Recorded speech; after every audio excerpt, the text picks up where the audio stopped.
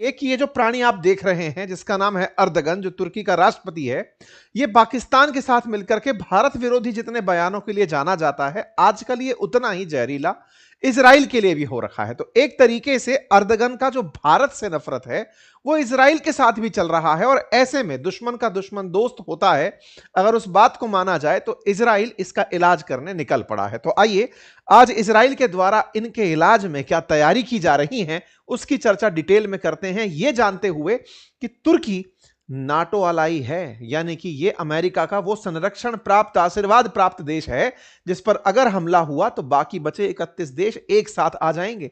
यानी कि यह वो देश है जिसकी हिफाजत करने के लिए अमेरिका बीच बचाव करने चला आएगा। उस देश के लिए इजराइल कुछ प्लानिंग कर रहा है। हालांकि इस प्लानिंग के लिए इसे रोका जा रहा है, लेकिन इजराइल उसकी भी नहीं मानता, जिसमें अमेरिका खुद बैठाकर अपना काउंटर सेंटर बनाकर चल रहा हो। कतर तक पर जब गोला फेंक सकता है, उसके बाद से तुर्की को अपने खिलाफ होती चीजें नजर आ रही हैं।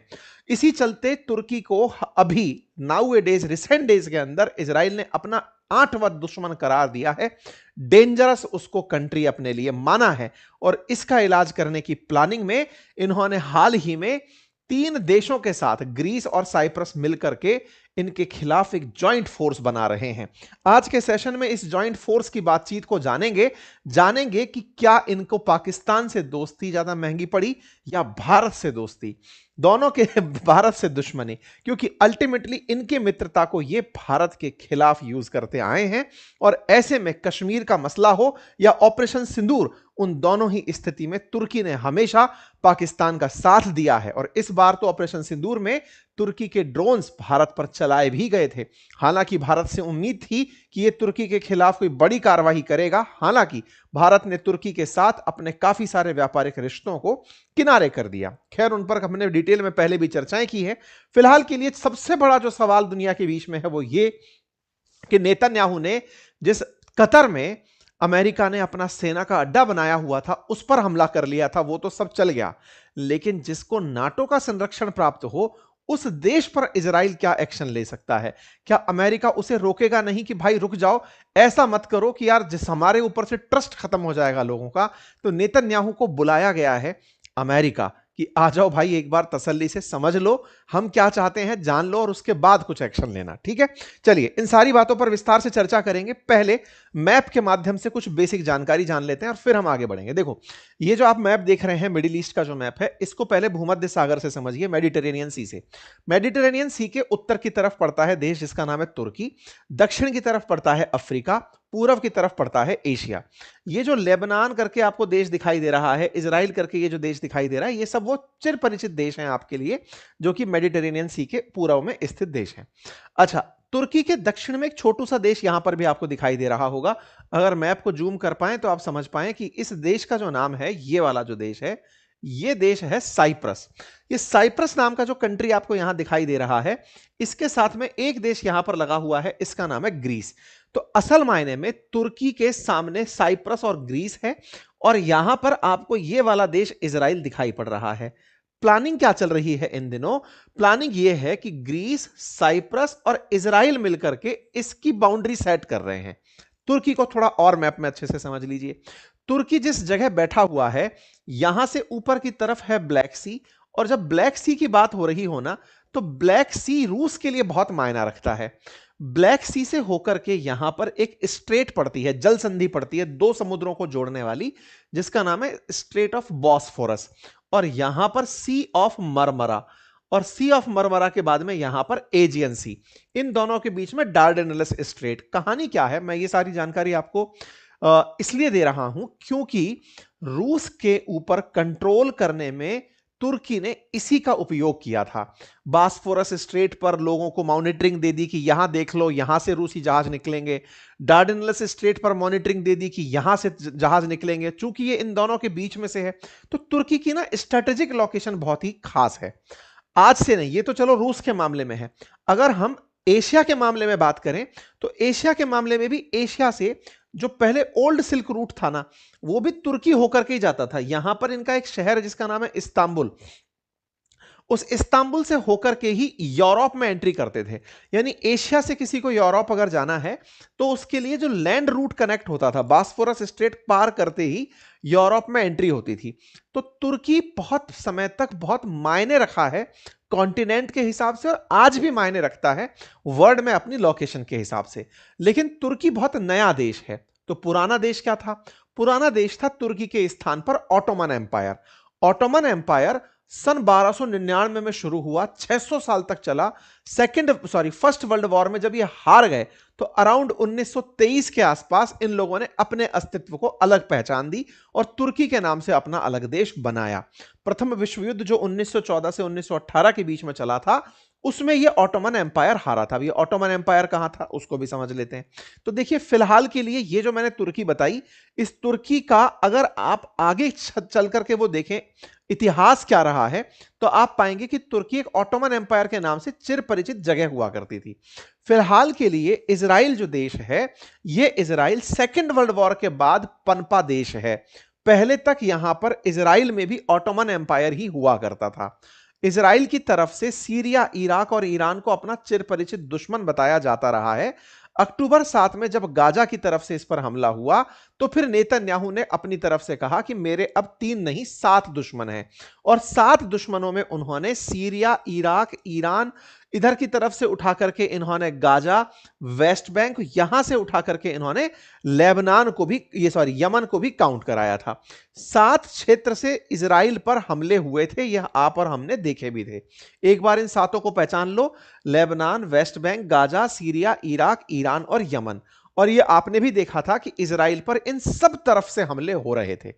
इजराइल से इन्हीं हमलों में अब इजराइल ने डिकोड किया है कि अगर आगे हम फिर से कभी युद्ध में गए, जैसे अभी हमने गाजा के साथ में जो युद्ध लड़ा, उस समय पर हर तरफ से हम पर गोले गिर रहे थे। लेबनान से हिजबुल्लाह बरसा रहा था, सीरिया से आईसिस वाले चालू थे, इराक से आईसिस वाले चालू थे, ईरान से तो पूरे बम्बार्डमेंट चल ही रहा था, यमन से तो सीधे उठ करके हूती यहां पर गोली बंदूक चला दे रहे थे, वेस्ट बैंक से भी फायरिंग चल रही थी। इजराइल हर फ्रंट पे लड़ रहा था। इजराइल वालों का अभी एनालिसिस ये कहता है कि इन दिनों तुर्की के अंदर जो हमारे खिलाफ बगावत आई है, आने वाले समय में तुर्की हम पर अटैक करेगा, और तुर्की इन सब में सबसे पावरफुल देश है। तुर्की पावरफुल क्यों है? क्योंकि इसके पीछे का लंबा इतिहास है। जिस तरह से हम रूस की बात करते हैं कि सोवियत रूस का इतिहास आज रूस लेके चल रहा है, बिल्कुल वैसे ही ऑटोमन का जो इतिहास है वो तुर्की लेके चल रहा है। इसके पास एक पावरफुल नेवी है, पूरी ऐतिहासिकता से संग्रह किया हुआ धनराशि है, और काफी नाटो के साथ जुड़ा हुआ अलाई है। तो ऐसे में इजराइल की चिंता इस बात पर है कि ईरान को तो हम संभाल ले गए, लेकिन तुर्की से अगर भिड़ना पड़ा तो उसकी तैयारी अभी से करनी पड़ेगी। तो इजराइल चूंकि फिलहाल किसी युद्ध में नहीं है, तो ये उसका शांति काल है, और शांति काल जब उसका चल रहा होता है तो वह अगले युद्ध की तैयारी कर रहा होता है। अगली बार जब युद्ध हुआ तो क्या करेंगे? तो उन्होंने तुर्की को हाईलाइट किया है कि भाई अगली बार हमको इससे लड़ना पड़ेगा। मैं आपको फिर से याद दिला दूं, जो तुर्की हम चर्चा में लेकर आ रहे हैं, पहले ये ऑटोमन एम्पायर का हिस्सा होता था। और ऑटोमन एम्पायर अगर आप देखें तो मेडिटेरेनियन सी के उत्तर, पूर्व, पश्चिम तीनों तरफ, उत्तर, दक्षिण और पूर्व तीनों तरफ आपको ऑटोमन एम्पायर दिखाई देता था। यरूशलेम वगैरह सब इसी के अंडर में आते थे, अलक्सा वगैरह सब ऑटोमन एम्पायर का हिस्सा हुआ करता था। खैर, फिलहाल के लिए हम आपको ये ऑटोमन एम्पायर क्यों खत्म हुआ इसका इतिहास तो नहीं पढ़ा रहे हैं, लेकिन फिर इतना सा समझ लीजिए कि अंग्रेजों ने जो ऑटोमन एम्पायर, जो मुस्लिमों के द्वारा लीड किया हुआ एम्पायर था, उसे प्रथम विश्व युद्ध के अंदर हरा दिया था। जब उसे हरा दिया तो फिर इनके क्षेत्रों पर आक्रमण हुआ, इनके क्षेत्रों पर कब्जे हुए। उन्हीं कब्जों में से इजराइल नामक देश निकल करके आया था, जो कि सेकेंड वर्ल्ड वॉर के अंदर एक नए देश के रूप में पहचान प्राप्त किया था। फिलहाल के लिए तुर्की और इजराइल के बीच के संबंधों की अगर हम बात करें तो ऑटोमन एम्पायर जब खत्म हो गया तो उसके बाद तुर्की नामक एक देश बचा, और वो इजराइल के शुरुआती उन देशों में मित्र के रूप में सामने आया जो मुस्लिम देश होते हुए भी इजराइल को मान्यता दिया था।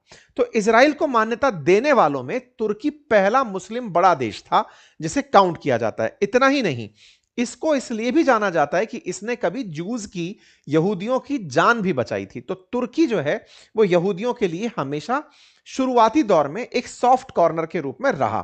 तो आप इसका अगर इतिहास उठा करके जाने तो आप जानेंगे कि 1948 में इजराइल बनता है, तो 1949 में तुर्की वो देश बना जिसने फॉर्मली इसे रिकॉग्नाइज किया। फिर 1950 में इन्होंने डिप्लोमेटिक मिशन अपना तेल अवीव में खोला। यह शुरुआती वो दौर था जिस समय पर इजराइल के प्रति तुर्की बड़ा लिबरल था, यानी कि यह दिखा रहा था कि हम धर्म को लेकर लड़ने वाले देशों में से नहीं हैं। जब इजराइल ने स्वेज कैनाल पर कब्जा कर लिया, उस समय इन लोगों के बीच में हल्की फुल्की खटास आई। धीरे धीरे इन्होंने जब खटास को दूर किया, फिर से दोनों के बीच में एक दूसरे के प्रति प्यार बढ़ने लगा। लेकिन 1967 में फिर से इजराइल ने बहुत सारा एरिया, अरब टेरिटरी का कब्जा कर लिया। इस पर तुर्की नाराज हो गया, तुर्की नाराज हुआ। इस बात पर इन्होंने और नाराजगी तब जाहिर करी जब जूज ने जेरूशलम की अल अक्सा मॉस्क में आग लगा दी। तुर्की उसके बाद में नाराज होकर के 1975 में फिलिस्तीन को एक देश के रूप में मान्यता दे देता है, फिलिस्तीन लिबरेशन ऑर्गेनाइजेशन को रिकॉग्नाइज कर देता है। तुर्की डिप्लोमेटिक तरीके से अपना रिप्रेजेंटेटिव एम्बेसडर लेवल तक 1980 में यहां पहुंचाता है। बाद में इजराइल के द्वारा जब यरूशलम पर कब्जा होता है और यरूशलम को अपनी कैपिटल बताई जाती है, तो फिर तुर्की फिर से नाराज हो जाता है और इजराइल को अपने से दूर करने लगता है। 1986 के अंदर इन्होंने अपने डिप्लोमेटिक रिप्रेजेंटेटिव्स को अपग्रेड किया, लेकिन 87 के अंदर पैलेस्टाइन के अंदर इजरायली ऑक्यूपेशन को लेकर जब विरोध होने लगा, तो इन्होंने फिलिस्तीन का साथ देना शुरू कर दिया। मतलब ये हमेशा ढुलकने लोटे की तरह लुढ़कते रहे। तुर्की फिर बाद में 88 में आकर के प्रॉपर तरीके से पैलेस्टाइन को मान्यता दे देता है। पहले पीएलओ को देता है 1975 में, 88 में जाकर के फिलिस्तीन को मान्यता दे देता है। इसके बाद में मिडिल ईस्ट के अंदर थोड़े दिन की लड़ाई झगड़े चलते हैं। 91 में फिर से दोनों के बीच में समझौता हो जाता है। कुछ इस तरह से दोनों के बीच में एग्रीमेंट डिसएग्रीमेंट चलते रहे। वर्ष 2000 जब आना शुरू हुआ, उसके बाद में घटना घटी 2010 की, जिसको सबसे बड़ा संकट आज तक माना जाता है इजराइल और तुर्की के रिश्ते में। कहा जाता है एक तुर्की का जहाज था जिसका नाम मावी मरमरा था। वो जब समुद्र में तैरते हुए इजराइल की तरफ आ रहा था, तो इजरायली कमांडोज ने गाजा की नाकाबंदी तोड़ने के प्रयास में, क्योंकि इन लोगों ने क्या कर रखा है, गाजा को चारों तरफ से पानी में भी समुद्र के अंदर इजरायली फोर्सेज रहती है। तो एक बार तुर्की का एक जहाज मावी मरमरा करके गाजा की इनकी नाकेबंदी तोड़कर गाजा जा रहा था। इजरायली कमांडोज ने चढ़ करके उस पर हमला कर दिया। उससे हमला होकर के कुछ 10 तुर्की कार्यकर्ता उसके अंदर मारे गए। इसके मरने पर तुर्की और इजराइल के संबंधों में भयंकर डिके हुआ। इतना डिके हुआ कि इसके बाद में नेतन्याहू को इसके लिए माफी तक मांगनी पड़ी कि सॉरी भाई, मारना नहीं चाहिए था, पकड़ के छोड़ देना चाहिए था, तुम नाकेबंदी तोड़ रहे थे। ये बिल्कुल वैसे ही है जैसे ग्रेटा थनबर्ग लेकर जहाज घुसी थी ना कुछ दिन पहले। अगर इजराइल वालों से ज्यादा 3-2-5 होता तो मावी मरमरा रिपीट हो जाता। मतलब इस तरह की हरकत हो गई। 13 से 16 के बीच में ओबामा इनको बिठाते हैं, जैसे अभी ट्रंप बिठाते हैं ना, ऐसे ओबामा इन्हें बिठाते हैं और इनके बीच में सुलह कराते हैं। सुलह करा करके नेतन्याहू से सॉरी बुलवाते हैं, सॉरी बोलो।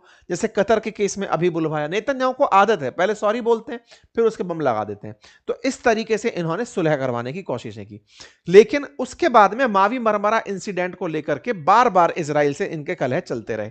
2010 तक भी, मतलब आप सोचिए 2013 में भी मावी मरमरा पर इजरायली पीएम से इन्होंने रिग्रेट बुलवाया है, और तो और पैसे तक लिए हैं कि भाई मावी मरमरा में जो लोग मरे थे उनके हिस्से के पैसे दो हमें, तब जाकर के हम कुछ बातों को लेकर के नॉर्मलाइज करेंगे। $20 मिलियन का इन्होंने मुआवजा वसूला तुर्की वालों ने कि तुमने जो लोग मारे उनके पैसे दो हमें। खैर, नेतन्याहू को तुर्की के साथ में दिक्कत तब बढ़ने लगी जब ये 7 अक्टूबर वाला मामला हुआ। असल में तुर्की और इनके बीच में सब कुछ ठीक सा होने लगा था, लेकिन 7 अक्टूबर 2023 को अर्दगन खुलेआम हमास के हमलों को ठीक ठहरा दिए। असल मायने में उन्होंने पहले तो 7 अक्टूबर की घटना पर अपनी तरफ से प्रतिक्रिया देते हुए शांति की अपील की, लेकिन जब इजराइल गाजा पर हमले करने उतरा तो ये इजराइल के खिलाफ और गाजा के समर्थन में आ गए। जब इस तरह की हरकत होने लगी 21 अक्टूबर को, तो इन्होंने साफ साफ वार्न करना इजराइल को शुरू कर दिया था 2023 में। इस बात से इजराइल नाराज हो गया। इजराइल को समझ में आया कि अब तक तुर्की को हम मनाते आ रहे थे क्योंकि अमेरिका कहता था कि नाटो कंट्री है, झगड़ा मत करो। लेकिन अब इस तरह से अगर आगे बढ़ते गए तो फिर तो मसले फैलते चले जाएंगे। ऐसे में अर्दगन इजराइल को लगातार, क्योंकि अर्दगन को यह पता है कि चूंकि मैं नाटो कंट्री हूं तो मुझे तो बचाने अमेरिका चला आएगा, ऐसे में वो खुलेआम इजराइल को धमकियां देते आ रहे थे। और ऐसे में इजराइल यह मानते हुए कि मैं नाटो के साथ अभी लड़ाई नहीं लड़ूंगा, वो तुर्की को साइड में किए चल रहा था। अर्दगन इजराइल को वार्न किए पड़े हैं, दोनों एक दूसरे के पीछे खींचातान कर रहे हैं। हर बार खबरें देखोगे तुर्की के अर्दगन ने वार्न कर दिया इजराइल को, अर्दगन वार्न तुर्की, हर जगह मतलब अर्दगन वार्न इजराइल, ये सब जी है ना, सब जगह आप यही समझेंगे कि हर जगह एक ही बात, Erdogan accuses Israel of intending to invade Turkey. ये तमाम चीजें इस तरह से कि भाई पहले तो इनको कहा गया कि तुम मान जाओ, नहीं मानोगे तो हम तुम्हारे खिलाफ एक्शन लेंगे। ऐसे में तुर्की ने अपने खिलाफ भी कुछ हरकतें ऐसी देखी कि जब ये जाकर कतर में गोला छोड़ सकता है तो ये तो हमारे ऊपर भी छोड़ सकता है। इस बात को लेकर के इन लोगों ने एक भय का माहौल तैयार किया खुद के देश में, मुस्लिम वर्ल्ड के देशों में। तुर्की ने अपने साथ लोगों को जुटाना शुरू किया। मतलब इस तरह की हरकत हो गई कि उसने प्रॉपर तरीके से अर्दगन के खिलाफ मोर्चा खोल दिया। उल्टा इस तरह से हुआ कि अर्दगन ने इजराइल के खिलाफ मोर्चा खोल दिया। तुर्की ने बकायदा इजराइल के खिलाफ 52 देशों से मिलकर के इस पर आर्म्स एम्बार्गो लगवाने का प्रयास किया कि कोई इसको हथियार नहीं बेचेगा। दोनों देशों के बीच में तब और ज्यादा रार बढ़ गई जब इजराइल ने हमास के लीडर्स को मारना शुरू किया। तो ये खुलेआम आकर के हमास के समर्थन में पोस्ट करना शुरू कर दिए। तुर्की ने प्रॉपर तरीके से वो सारे प्रयास किए जो गाजा में वो कर सकता था। अर्दगन का जो ये ताजा ताजा रूप निकला है, ये उनके पुराने खैलीफेट की याद दिलाता है। मतलब ये चाहते हैं कि फिर से ये मुस्लिम देशों के लीडर बनकर बाहर आए। इन लोगों के बीच की राइवलरी को खूब इतिहास में हमने देखा है, पिछले 2-3 सालों के अंदर ये तमाम चीजें निकल कर आई। बातें और बढ़ती हुई तब चली गई जब हाल ही के समय पर, जब आपने देखा होगा कि इजराइल और गाजा के बीच मामले बढ़ते जा रहे थे और इजराइल कतर में या दुनिया के और देशों में अपने खिलाफ लोगों को टारगेट कर रहा था। उसी बीच में तुर्की ने इनके साथ अपने सब तरह के रिश्ते तोड़ दिए। इन्होंने कहा कि हमारे एयर स्पेस को हम इजराइल के लिए बंद कर रहे हैं, हमारे शिप्स को अब वहां नहीं जाने देंगे, हम पूरी तरह से इनके साथ सारे ट्रेड रिश्ते तोड़ रहे हैं। तो तुर्की ने असल मायने में इजराइल के साथ अपने सारे ट्रेड रूट्स खत्म कर दिए।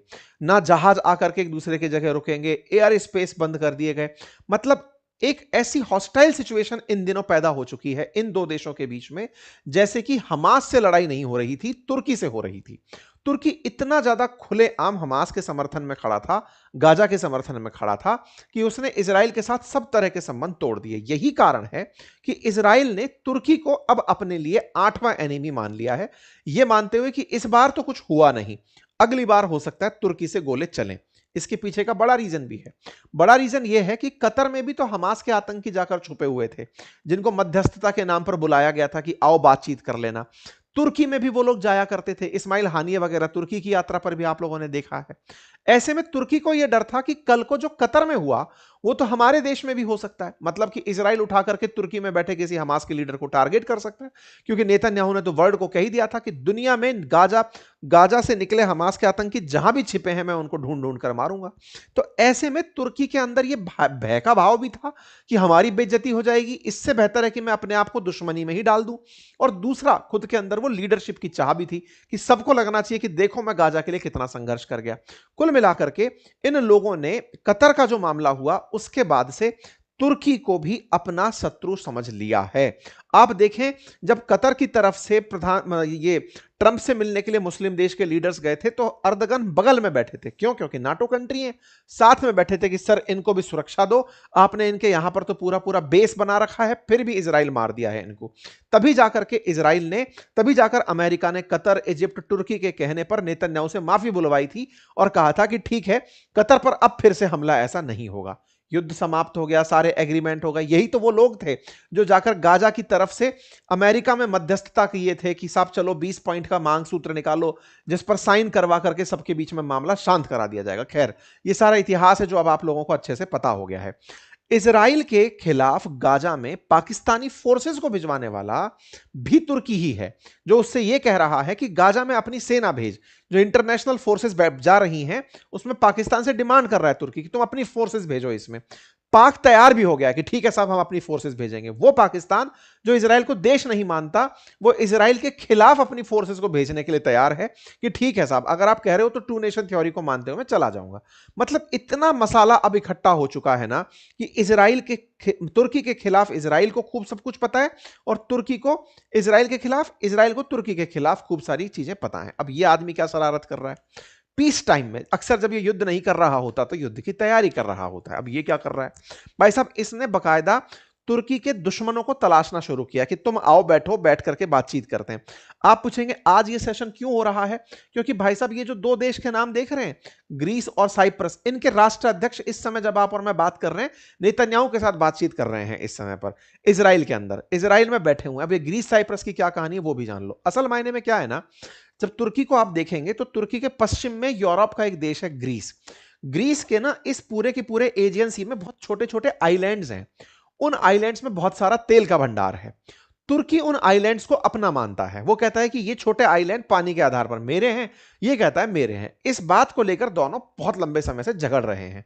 दोनों के बीच में कई बार राइवलरी इतनी हुई है कि ग्रीस वाले इस पर गोला छोड़ने के लिए, दुनिया वाले इनको शांत कराने के लिए आए हैं। इन दोनों की दुश्मनी तब और देखने को मिली जब एक छोटू सा देश है यहां पर जिसका नाम है साइप्रस। इस साइप्रस के अंदर लगभग 80% ईसाई रहते हैं, 20% मुसलमान रहते हैं। साइप्रस 1970s के आसपास, 74 के आसपास आजाद होता है। यूके वाले यहां से निकल कर जाते हैं और यहां पर 74 में, मतलब 70s के आसपास आजाद होता है। और उस समय पर यहां पर जो आबादी रह रही है ना, उसकी 20% आबादी जो कि मुसलमान है, वो तुर्की के कहने पर अपना कब्जा स्थापित करना चाहती है पूरे देश पर। वाइस वर्सा, साइप्रस में 80% जो ईसाई हैं वो ग्रीस के कहने पर साइप्रस पर कब्जा करना निकल पड़ते हैं। दोनों के बीच युद्ध होता है, यूएन इनके बीच में मध्यस्थता कराने आता है। साइप्रस जो एक कंट्री है वो दो देशों की वजह से आपस में बटा हुआ था, तो तुर्की ने अपने मुस्लिमों को बोल करके इसके 20% हिस्से पर कब्जा कर लिया। तो ये जो साइप्रस है ना, ये साइप्रस पर इजराइल के साथ ही रहा है। तो देखो इजराइल क्या कर रहा है, इधर साइप्रस इधर ग्रीस, इन तीनों को मिलाकर के इसके खिलाफ अब एक कर रहा है। 1974 में साइप्रस का जब युद्ध हुआ तो निकोशिया जो फिलहाल इसकी राजधानी है, उसके ऊपर का जो एरिया है ना, जो तुर्की के साइड वाला है, उसको तुर्की ने कब्जे में ले लिया।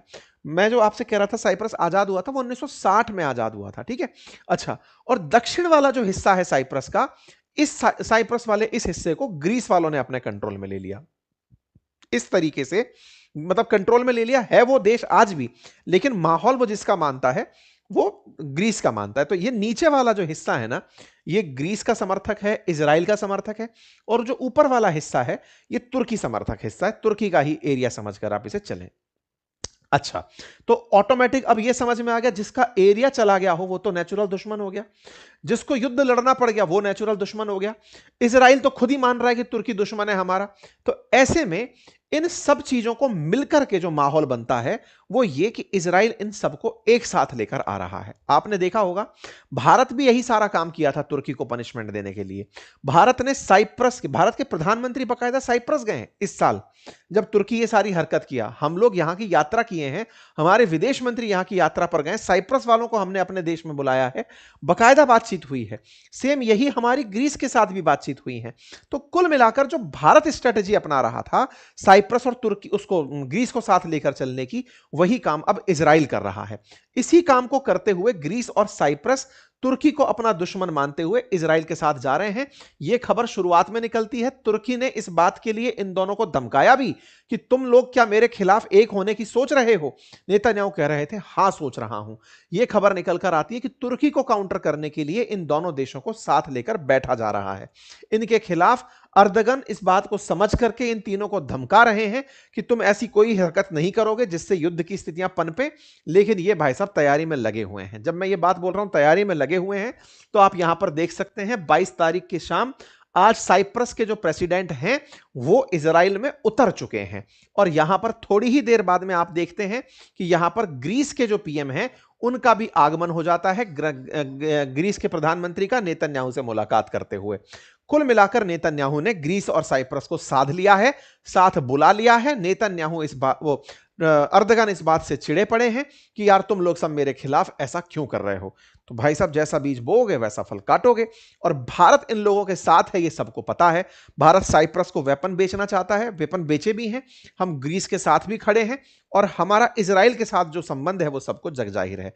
तो कुल मिलाकर के एक ऐसा सिस्टम अब तुर्की के खिलाफ तैयार किया जा रहा है, ताकि उसे यह रियलाइज रहे कि उसका पाकिस्तान के प्रति जो प्रेम है वो उसे नेचुरल रूप से भारत को इजराइल के करीब लेकर जाता है। ठीक है, यहां पर आप बैठक की तस्वीरें देख सकते हैं। बढ़िया, इनके बीच में अभी जब आप सुन रहे हैं उस समय पर देख सकते हैं इस तरह की बढ़िया मीटिंग इन तीनों देशों के बीच में चल रही है।